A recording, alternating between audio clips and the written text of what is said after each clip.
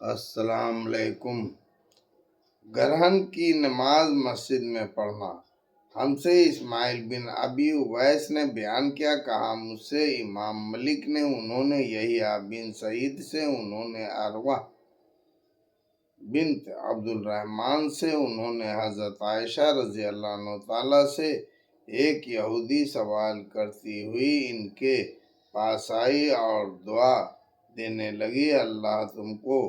قبر کے عذاب سے بچائے۔ حضرت عائشہ رضی اللہ عنہ تعالیٰ نے حضرت صلی اللہ علیہ وسلم سے پوچھا،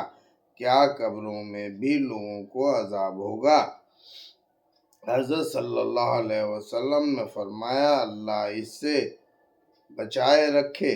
پھر ایک دن صبح کو آپ سواری پر سوار ہوئے، اس دن سورج گرہن ہوا، آپ دن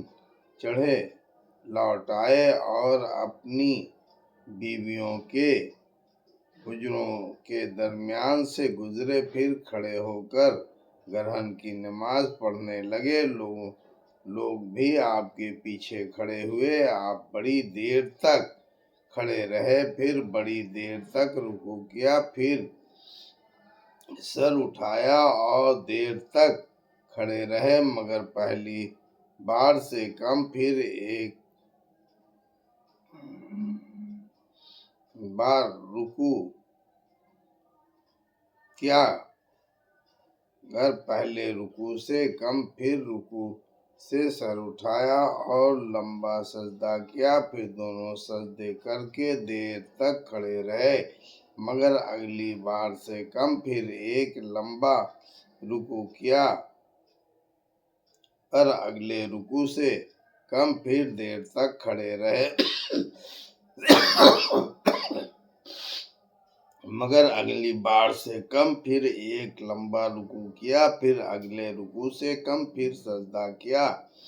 پر اگلے سجدے سے کم، پھر نماز سے فارغ ہو کر جو اللہ نے چاہا وہ آپ نے فرمایا، لوگوں کو سمجھایا بجھایا، پھر